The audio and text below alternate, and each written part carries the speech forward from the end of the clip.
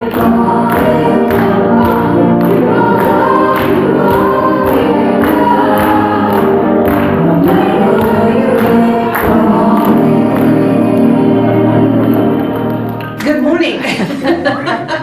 I am Reverend Beverly Pryor, and this is Unity of Little Rock, and we welcome you here today. Okay, so today we're talking about our favorite subject, just letting it go. That's easy, right? I don't really need to say much more. Everybody does that. We're all good at it, right? It's not taking it back that's hard. That's right. You let it go, but then take it back again. That's true, Travis. That's a very good point. This month, we have been focusing on the Ho'oponopono prayer. And it's funny because Russ and I have been sharing the Sundays, and so in his order, it's I love you, I'm sorry, please forgive me, thank you. And I learned it, I'm sorry, please forgive me, thank you, I love you.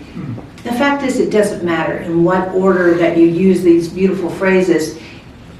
Just get comfortable with all of them, because your life will be so much better if you can say thank you a lot. You know, just look someone in the eye and say thank you. Thank you, Brian, for being here today. Thank you for driving. Thank you, Chris, for opening Jeannie's home so Brian has a place to stay while he's here. Thank you, Angel, for always doing the video. Thank you, Dave, for coming back from South Carolina and being with us. And thank you, Linda. Yay, we're so happy to see you here today. I know you've been with us online. And thank you, Travis, for being here today and for leading the book group. And Lorraine, thank you for your wonderful presence. And that kind of gives you a countdown, those of you who are not here, of who's in the room, because I acknowledged everyone. But it's not that hard, is it? Just to kind of find something and to say thank you and be specific about. So we had a gratitude talk about thank you last week from Russ. He'll be back next week and we'll do a little talk together. I'm sorry, it seems to be the hardest one of all of these, right? Next, well, I don't know, pretty close running with I love you. I love you seems to be also one of those that gets stuck right here.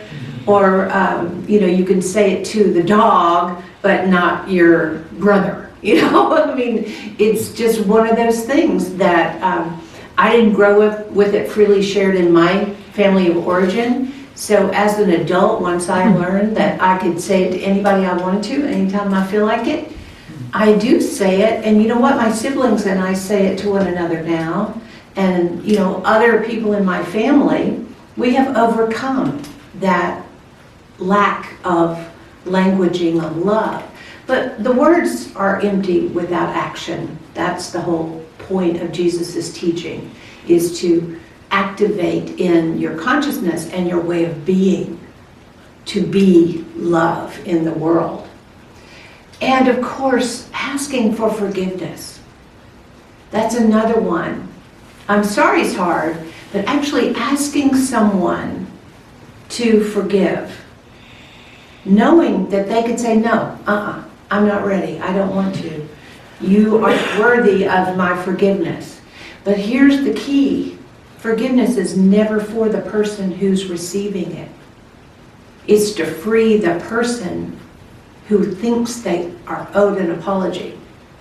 When you actually let go of the expectation that you've been harmed or done wrong in some way, you are free. You know, they say that old adage of criticism or judgment or holding unforgiveness, you know, is like having a cup of poison and drinking it, but thinking the other person will die. You know, it's ridiculous, right? We're going to hold on to that anger and resentment. It's not making the other person sick. It's literally making us sick. The cells of our body respond to that negative vibration that we're holding in our body, that we're putting out in our home, that we're sharing on the roads, in our cars. So when we have a chance to chat, like we did today with Brian, we get to kind of reverse some of that. We get to put that good vibe out. The thing is, we need to maintain it. We need to work it. And that's what the whole Ho'oponopono prayer is. When you've worked with it enough, There are people who have worked with it so much that they can just say ho'oponopono, and they are cleaning. That's what they called it, is cleaning, because you're letting go of things in your subconscious mind, things from past generations, things that you don't even know are affecting you. Because human beings, we are complicated little its. We are not simply meat. We're not just blood and bones. We are so beyond that. Yes, many of us have those psychic abilities or that intuitive sense. We understand that there's more than just the three-dimensional world, but there's even more beyond that we're just not even aware of. So Ho'oponopono is a healing that goes deep, goes really, really deep, if you allow it to. If you actually decide that you will take this seriously and work with it. It's so simple. You don't have to do it with another person. So when this process was just for the tribes in Hawaii, they would bring the people together face to face, right? And the whole tribe would witness this process.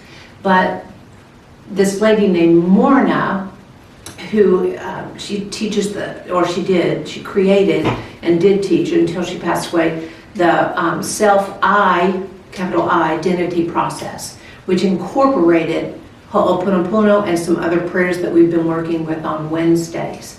So she brought it back to the individual. So within a community, you need harmony, right? You need people working together. So it was important in a tribe like that people resolve their differences. But we don't work that closely in a tribe very often anymore. So we have to just do it with ourselves. We just have to work on ourselves. So Dr. Hewlin was a clinical psychologist. I've told you this many times already, but he was trained in clinical psychology, but also trained by Morna Similaneo, I think is how you say her last name. But anyway, he was trained in that self-identity process. So when he went to this hospital for the criminally insane in Hawaii, the whole thing was a mess. No one ever got healed. No one ever went home. The staff was so toxic. They would call the patients names, and they just had such a consciousness that it was too much for him to deal with. So what he started doing was using this prayer. He didn't actually meet with the patients. He just held their files. He didn't try to solve their issues. They were criminally insane. But he began to do this prayer process, and slowly people began to heal. He did it with the staff. The staff stopped behaving in ways that only contributed to the issue. It was a miraculous situation, and they actually ended up closing the hospital. That's just amazing. So I keep using this graphic because it's cute. I'm sorry, please forgive me. Thank you. They left off the I love you one. That's like the core of everything. So in Philippians, in the Bible, chapter 3:13, it says, "Brothers and sisters, I do not consider that I have laid hold of it, but one thing I have laid hold of," and he's talking about that consciousness, right? One thing I know for sure is what he's saying. "Forgetting what lies behind and straining forward to what lies ahead." That's what he knows. Let it go. Leave it in the past. I don't know about the straining forward. Sometimes translations, we have to take all of the ancient writings with a grain of salt, unless you have an Aramaic scholar who can, interpret the phrases, or a Sanskrit scholar. But the Bible, we study it allegorically, right? We study it as not necessarily historical, but all the characters represent some aspect of ourselves. But we all can learn to just leave things in the past. There's some people who remember every little thing that ever happened to them. But happening to you can also be happening for you. It's a matter of perspective, right? Things can happen to you and you can be miserable about it, or you could say, you know what, it's happening for me, and right now I don't see how, but I'm open to it. I'm willing to. But as long as you stay in the victim mode, it's happening to me, you can never see it. You know, I think I've mentioned to you guys many times before that I had a brain aneurysm back in 2014, and a friend of mine who's a physician, he was like, but you're okay with it. I said, no, I'm not okay with it. I have something going on. I'm not happy about it. He said, but I would be asking, why me? Why me? Why did it happen to me? And I said, well, yeah, I'm trying to understand what was the cause and effect, but why me over someone else? You know, that never crossed my mind. Why is this happening to me? It just did, right? It just happened. And yeah, can be a story around it, but it just happened. And so staying in that, trying to blame someone or litigate some situation, to me, I just like to move on. You know, what's next? What did I learn from it? And I did, that's a whole other talk about all the layers of things I learned from that. But anyway, so I love the Berkeley, California's, University of California's Greater Good Science Center. So they're always doing research. This particular article is by Rick Hansen, if you're familiar with him. It's not really, it's part of his Just One Thing newsletter. But he's talking about letting go and the value of letting go. And he's saying, let go of these things, right? We know we want to let go of things that don't serve us, which, you know, critical thoughts, obsessive behavior, judgment, control, defensiveness. And that comes from insecurity, right? When you feel defensive, that's where we can come into our awareness and ask our own selves, not why is someone making me defensive, but why am I feeling that way? What it is, all of these things. Or an excessive attachment to things. All of those things are things that would really be good to let go of. Just leave it in the past. Don't carry it around with you. And now I'm just having a little delay. Yeah. But you can also let go of some good things. Let go of some dreams that you've had that maybe they're not coming together the way you expected. But let go of that attachment to it needs to look like this, right? It has to outwork in my life this way, otherwise my dream is not coming true. How many of you had that? Where you wanted something to happen and it wasn't happening. But what did you do? You humaned it, right? You human efforted it until you're just mad at it now. And instead of opening up and letting it be a dream, you've contracted it down to suffering and angst, and it's not happening. That's what we're taught to do on a human level. But fortunately, we are more spiritual, or equally. On any given moment, we can be more in our spiritual nature or more in our human nature. But sometimes, even if it is a dream, or a wish, or a goal, or a loved one you want to change, or you want to have some healing, it's best to let it go. It's best to let it go. So here's a question that I've been asked many, many times about Unity's affirmative prayer, right? So we use a process called denial and affirmation. So we deny the power that the appearance of things has over us, right? We don't deny that I have a brain aneurysm, which it's fine now. I just bring that up because it's something I could use. I didn't even plan to share that. But I didn't deny that I had it. I just denied that it was going to make me become someone I wasn't. If I had become litigious, because I was in physical therapy and the machine malfunctioned, and you'd have to really find a way to tie that together, but I didn't want to. I knew that was likely what overextended my neck and caused the problem. But had I gone down that road, I informed the people, your machine malfunctioned. They know it's on them after that to deal with it. My being litigious wouldn't change anything. It would just make me, I'm not saying you should never. If you need to hold people accountable, there are processes for that. But most of the time, it's hard to enter in those processes letting go. But if you need to enter into a process like that, let it go the whole way along, right? Because when we let go and we let God, that it's not a thing, right? God is not a thing. When we let that energy of good that is existing in the universe and expressing through each one of us do its work, the outcome is greater than what we can create in our limited perception mind. Because we sometimes, if we are doing enough prayer meditation, we are connected with that divine mind on a regular basis.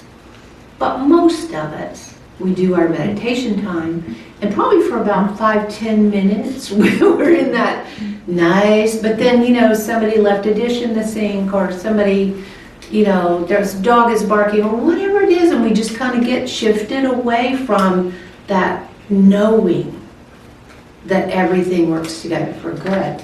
But sometimes we just have to let go of what healing looks like, right? If you have to say, like I actually had a hip replacement in my late 40s, and friends of mine from Unity were like, oh, you chose to do that because Charles Fillmore sat in meditation for 4 hours a day, and his leg lengthened a little bit, and Myrtle had tuberculosis and she sat in meditation. But that was their job.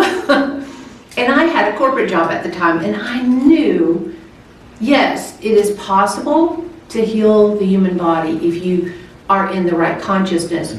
But I also knew the truth of who I was at that time, and still am very much that same person.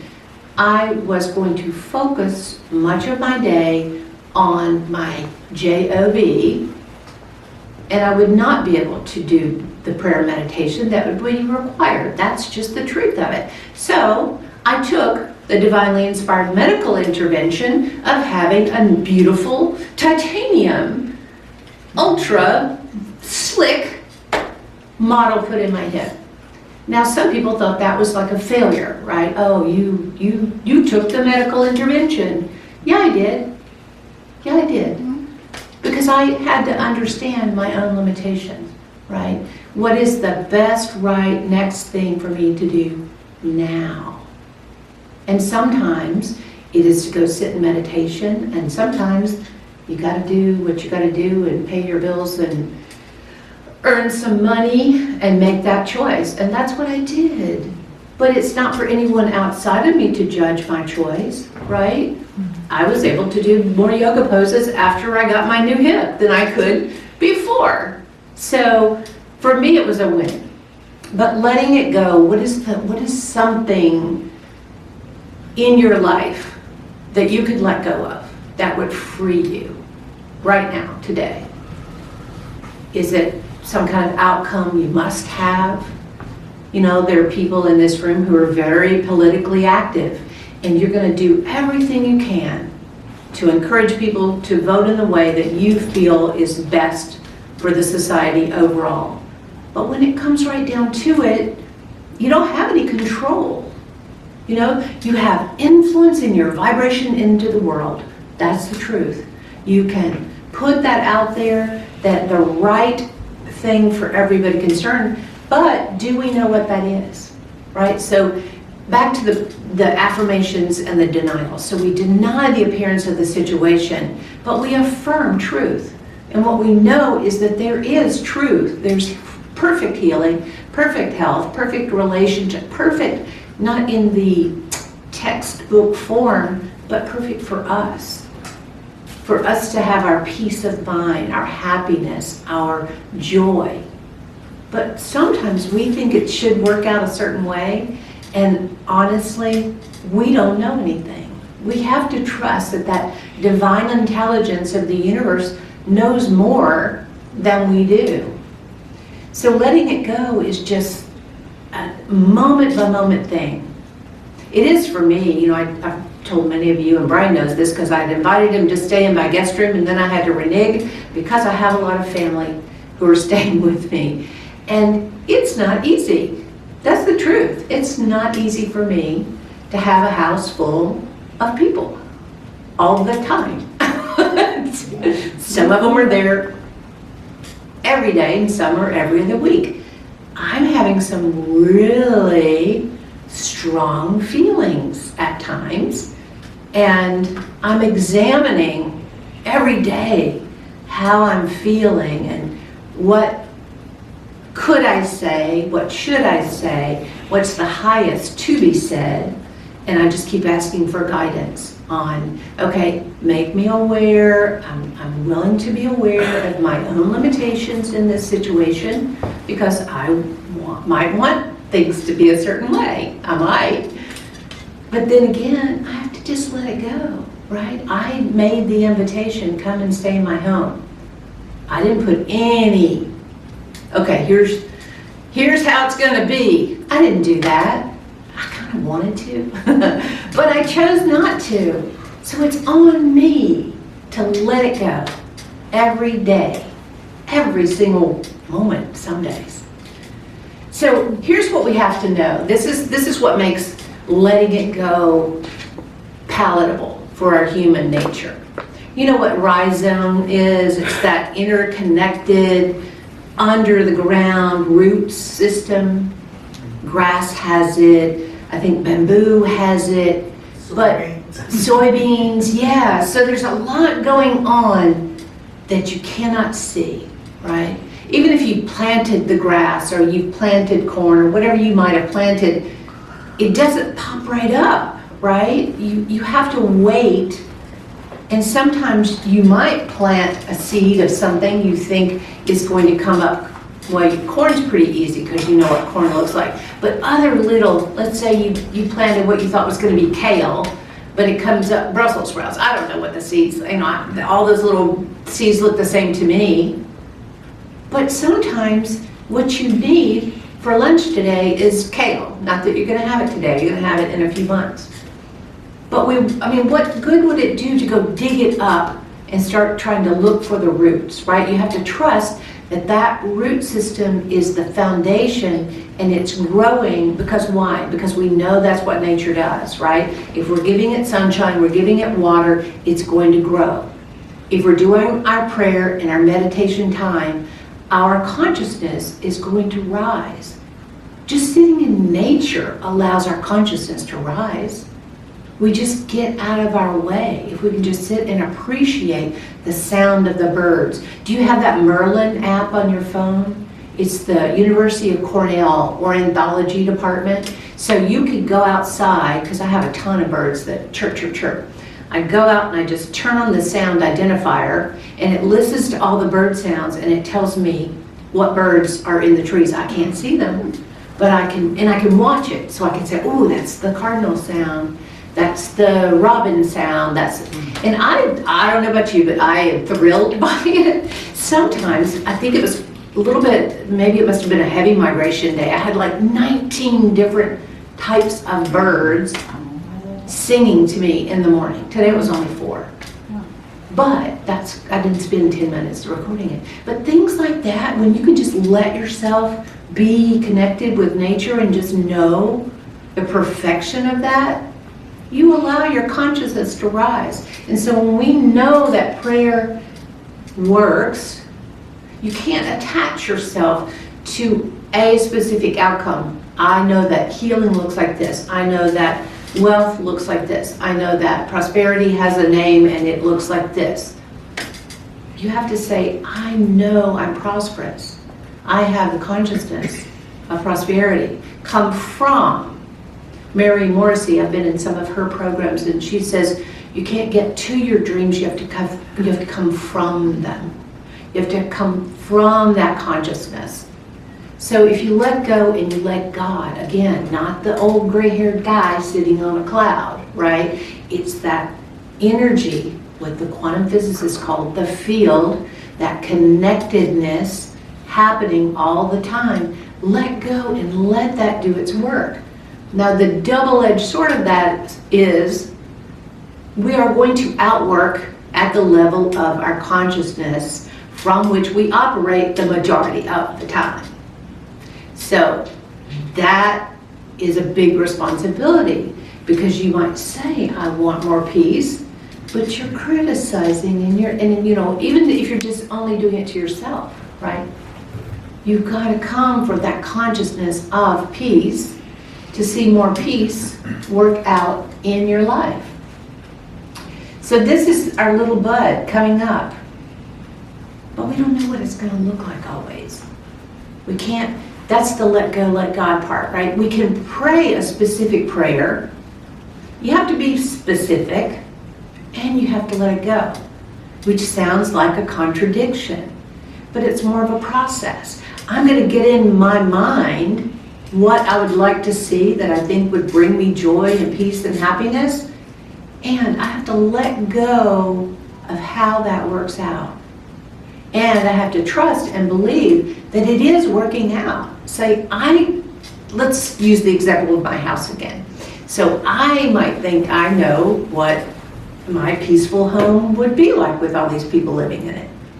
However, it's very likely, and so true, that if I do the work that's arising within me in response to the people in my home not always behaving exactly the way I want them to, I am going to get to a greater peace because I'm allowing that to move up and through me. Yes, in a moment I might make it about somebody else for a minute or more maybe, but if I turn it around and I stop making it about someone else, then I can claim my blessing. Right? I can wrestle my angel to the ground like Jacob, and I can claim my blessing of the situation no matter what it's looking like. So just remember the rhizome. Just keep that in mind when you have something, a prayer, you have a request, you have a goal, you have an idea, you have a dream. If it's not growing and showing the way you want it to, just remember underneath there's action going on, and you just have to let it go. We're running a little bit late, so I just want to quickly touch on this whole idea of seeds, right? You know the parable of the seeds in Luke, in the Bible, chapter 8. So Jesus is teaching the disciples, and he loved to use parables. So he's talking about how if you throw seeds out, you know, the ones that land on the rocky path get tromped on, and then the birds come and eat it up. And those that land on the rock, you know, they might start to grow, but they can't get in to the soil, and they're on a rock, so they're not getting the water and access to the soil. And others fell in the thorns, and the thorns grew faster than the seeds, so they choked them out. But when it's on fertile soil, which is our mind, right? Our hearts, our consciousness, when these seeds fall in our fertile soil of our consciousness, which we're holding high with prayer and meditation time and chanting, like Brian's going to lead us in today in his workshop from 12 to 1:30, from 1 to 2:30. I just made up a new time for you. You'll start right away. Yeah, from 1 to 2:30. These things help us support our desire to express ourselves from a higher point of view, from a higher consciousness. This is just a beautiful picture. So fertilize with faith. This is the Matthew 17:20 about it just takes a little mustard seed. If you can just come, have you ever seen a mustard seed? Do you know how tiny they are? It's like that little pinhead. I mean, it doesn't take a whole lot of faith. You don't have to be the most faithful person in this room. You don't have to always believe. Just find a little bit of faith. Just don't dig it all up looking for evidence before it's time. And Thich Nhat Hanh, you know, he was an amazing Vietnamese Buddhist. He said, letting go gives us freedom.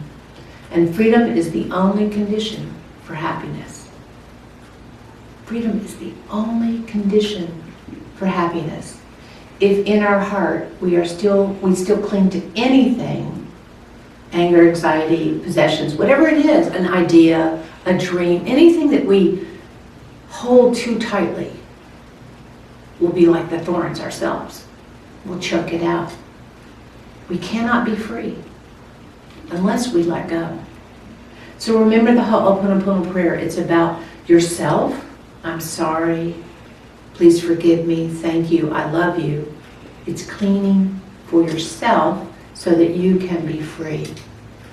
And you can just let it go, whatever it is. Thank you. So your practice, oh, thank you. Go ahead, Travis. Travis is going to lead us in a little. I like some clapping. I'm like a 2-year-old. Oh, clap.